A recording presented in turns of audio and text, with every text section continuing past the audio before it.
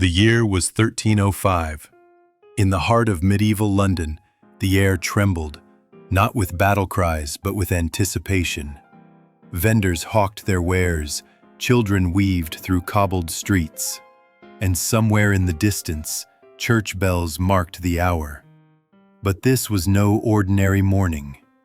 This was the day England would make a brutal example of a man who had become more than a warrior, a symbol. William Wallace, the defiant knight of Scotland, was about to meet his end. But not swiftly, not cleanly, and not quietly. His death would become one of the most infamous executions in recorded history, not for how he died, but for why he was made to suffer. What you're about to hear is not the myth told in films or the legend passed through generations. It is the reality, raw, unfiltered, and horrifying. A story not just of a man's death, but of a kingdom's message written in blood and fire. The year was 1305, and the streets of London echoed with the usual morning clatter, vendors calling out their wares, horse hooves against cobblestone, the hum of a city unaware it was about to become the stage for one of history's most calculated acts of cruelty. But on this August morning, a different sound began to rise.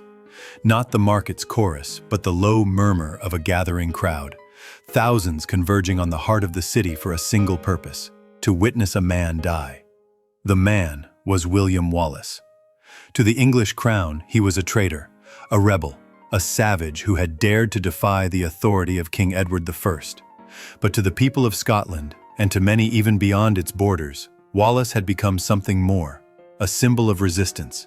He wasn't just fighting an enemy, he was fighting the idea of submission itself, and for that, the English would not simply execute him, they would destroy him. What unfolded that day was no mere punishment, but a deliberate performance, a theater of pain, intended to dismantle both the man and the myth. Edward I, known as Longshanks, had no interest in mercy. He wanted to send a message that would not just silence Wallace, but echo through generations. The method chosen: hanging, drawing, and quartering, the most sadistic sentence reserved for those accused of treason. This was not justice. This was domination through spectacle. And yet, as the crowd swelled in anticipation, they were not met with the terrified eyes of a broken man. Wallace, bound and battered, looked not at the faces jeering him, but beyond them, as if already seeing a future they could not. He had become larger than flesh, more enduring than breath. Before we can understand the full horror of that day, we must first understand the world that made it possible, a world where the state didn't just punish resistance, it ritualized its erasure. To grasp the full meaning of William Wallace's execution, we must step back into the world that made his rebellion not only possible, but inevitable. Medieval Scotland in the late 13th and early 14th centuries was not the land of unified identity and national pride we imagine today. It was a fractured kingdom, defined less by borders than by feudal allegiance, survival, and blood feud. The idea of Scotland as a nation was still in its infancy and being born through violence. When King Alexander III died without a direct heir, Scotland fell into a succession crisis. And like all power vacuums in medieval Europe, it became an invitation for conquest. Edward I of England saw an opportunity. A skilled tactician and relentless monarch, he didn't see Scotland as a sovereign neighbor, but as a wayward province that needed order. Edward's ambitions were imperial, and Wallace, a minor landowner not born into nobility, stood in the way of that vision. His resistance wasn't born in courtrooms or noble halls, but in rage. English soldiers had ravaged his homeland. His family suffered under their occupation. Wallace did not rise as a statesman. He rose as a survivor. At Stirling Bridge in 1297, Wallace proved that even England's mighty heavy cavalry could be beaten. It was a symbolic victory. Not just military, but psychological. It said to a bruised, scattered people, "You can fight back." But Edward Longshanks was not a man to tolerate defiance. He had crushed Welsh uprisings with an iron hand. He had expelled entire communities of Jews from England. His rule was rooted in fear and spectacle. To him, rebellion was fire. And if not extinguished thoroughly, it would spread. Wallace's victory had to be reversed. And more than that, it had to be punished. In a way that erased the memory of resistance itself. By 1305, most Scottish nobles had bowed to Edward. They saw survival in compromise, but Wallace remained. A splinter in the crown's flesh. Not because he was the strongest or the most powerful, but because he refused to submit. That refusal, more than any sword he had ever raised, made him dangerous. And so, a plan began to form. One that would use not just iron and rope, but theater, humiliation, and history itself. The betrayal came not from an enemy's sword, but from a countryman's silence. In August 1305, after years of evading capture, William Wallace was seized near Glasgow. The details remain shadowed in historical debate, but most accounts agree. It was treachery from within. Sir John Menteith, a Scottish knight who had already bent the knee to England, likely delivered Wallace to his enemies, trading honor for safety. It was not just a military victory for Edward I, it was a political trophy. Wallace's resistance had embarrassed not only the English crown but also the Scottish nobles who had chosen surrender over sacrifice. His very existence was a reminder of what they had not done, and so his capture was celebrated.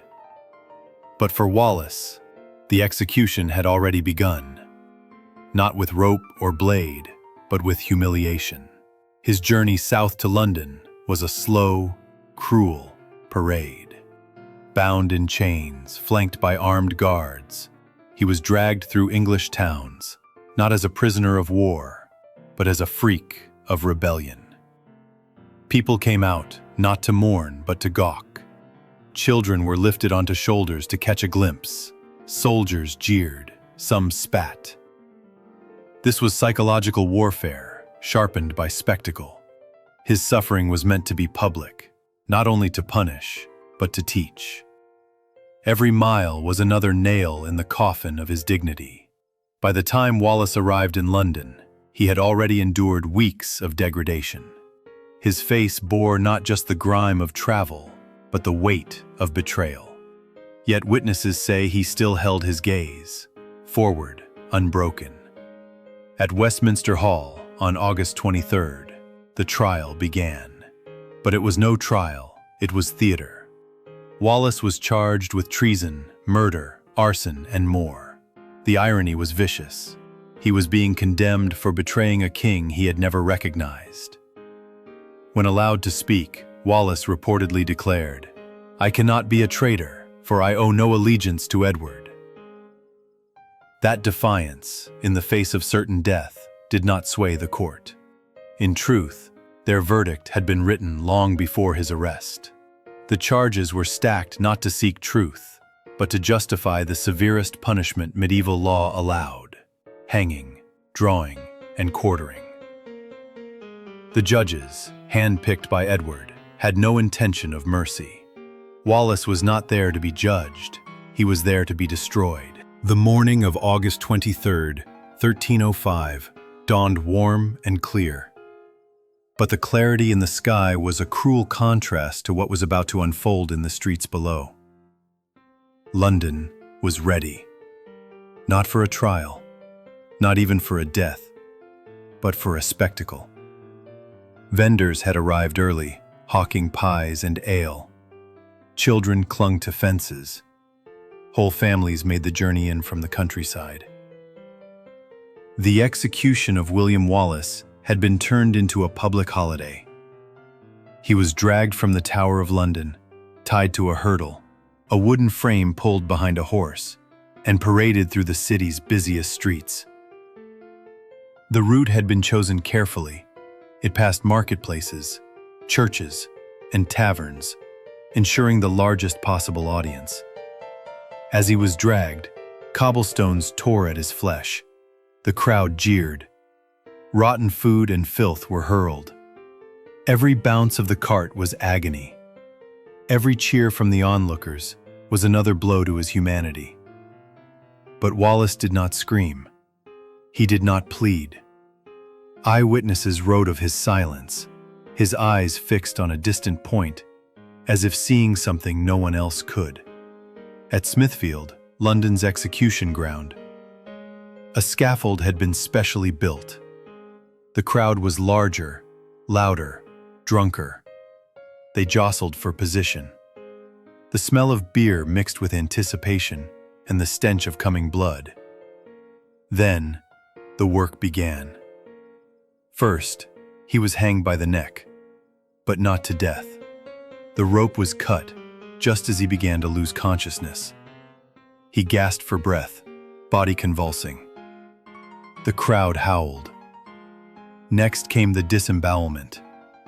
With a practiced hand, the executioner cut open Wallace's abdomen, pulling out his intestines while he was still alive. Some say he screamed. Others say he stayed silent. What is certain is this: his organs were burned in front of him, the flames consuming not just flesh, but the very seat of medieval emotion, the bowels, considered the soul's home.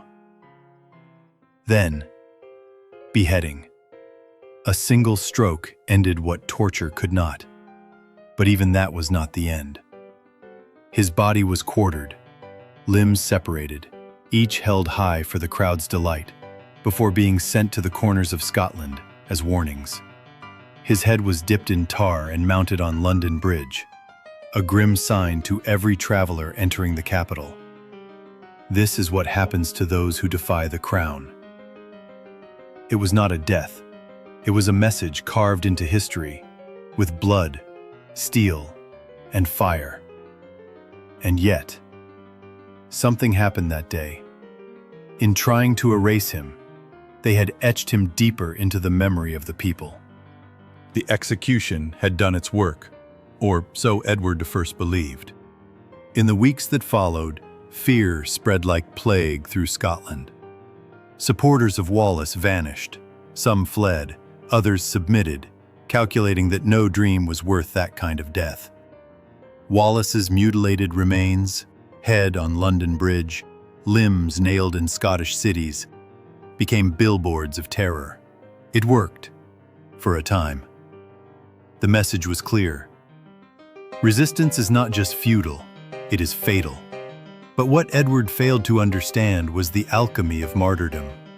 By destroying Wallace so completely, the English crown had inadvertently immortalized him.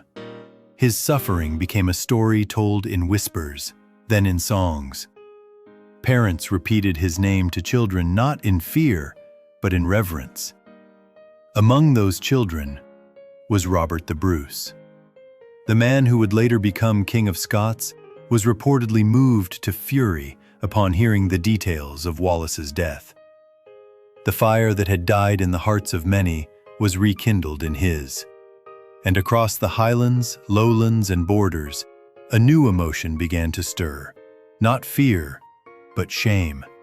A shame that they had watched Wallace fall alone. A shame that submission had bought them nothing but the illusion of peace. What Wallace's execution had unintentionally created was a new kind of rebellion, one more desperate, more committed. Fighters no longer hoped for mercy. They fought with the clarity of men who knew what awaited them if captured. A culture of no quarter was born. On both sides, the war would grow darker. But in that darkness, the story of Wallace became a light, not of hope, but of defiance. His execution had been meant to erase him. Instead, it had made him unerasable. And far beyond Scotland, Europe watched. Kings and diplomats took note. If this was how England dealt with its rebels, what mercy would it show its neighbors? The image of England shifted. It was no longer just a power. It was a terror. And William Wallace, once a landowner, then a rebel, then a corpse, was now something else entirely. He was legend. In the centuries that followed William Wallace's execution, his bones were long dust.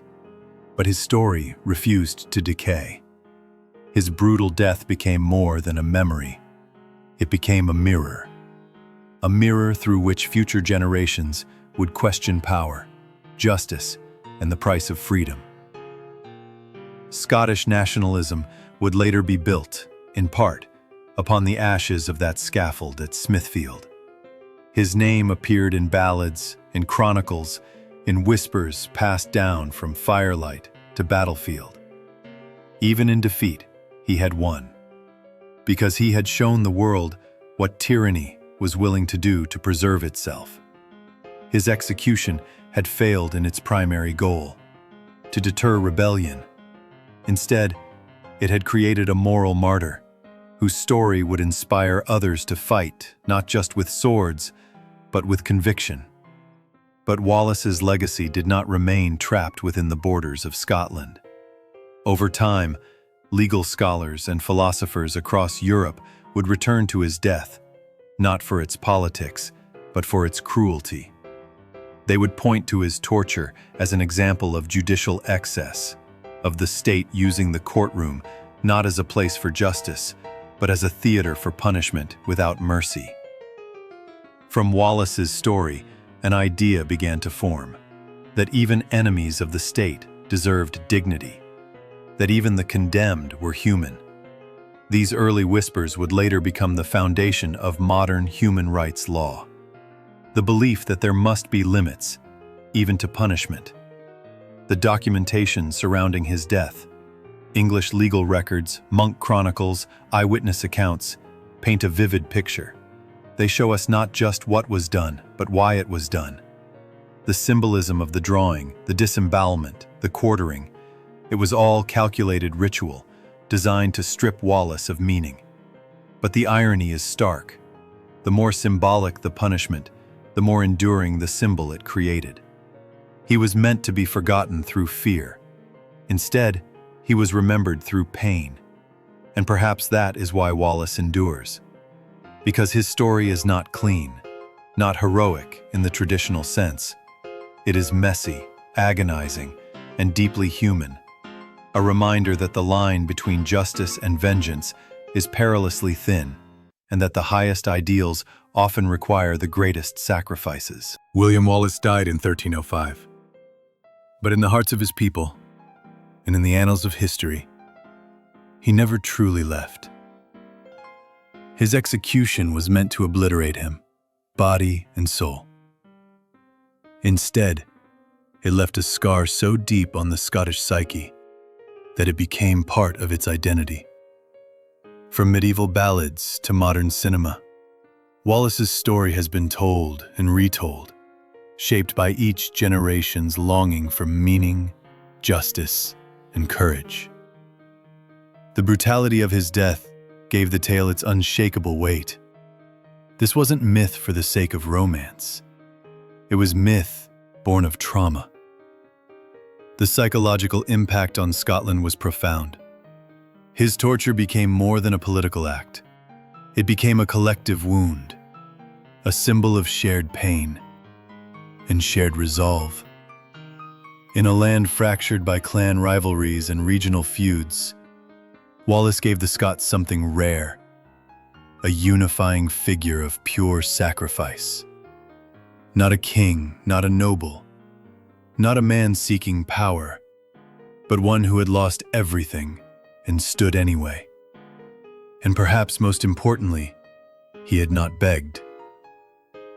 Contemporary accounts, even from English observers, noted that Wallace never pleaded for his life. That silence, in the face of unimaginable agony, became legend. a defiant whisper that echoed louder than any cry. Art, literature, and music kept his memory alive. But more than that, conscience did. In Wallace, people saw the embodiment of a terrifying truth: that dignity can survive even when the body does not. That execution scaffold at Smithfield became more than a site of death. In memory, it became a temple of resistance. And as Scotland moved toward eventual independence, Wallace's name would become a rallying cry. Not because he succeeded in freeing his country, but because he showed what the price of trying looked like.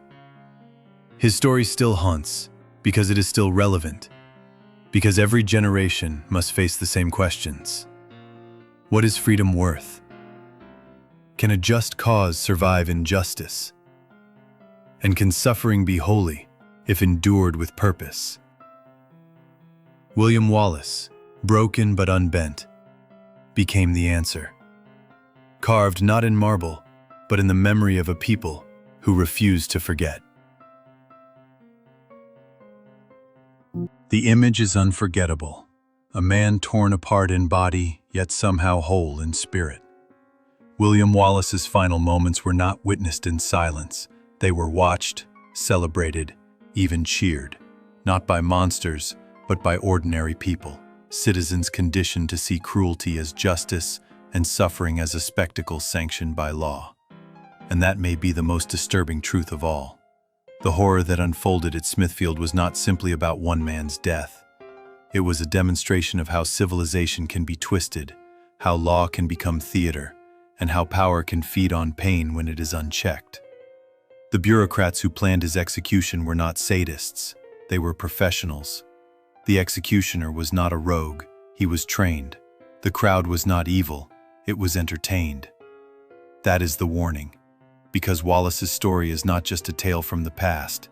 It is a mirror, held up to every generation that faces the choice between security and freedom, between obedience and conscience. Edward I thought he was ending something that day. In truth, he started something greater. He created a symbol so potent that even centuries later, the name Wallace stirs something primal in us. Not of vengeance, but of dignity. A reminder that some truths are worth suffering for, that a body can be broken, but a soul that stands for principle becomes eternal. His legacy has shaped not only national identity, but the very idea of human rights. His death became an argument against tyranny, against cruelty, against the notion that power makes right. And today, when we talk of freedom, we often do so comfortably, forgetting what it once cost.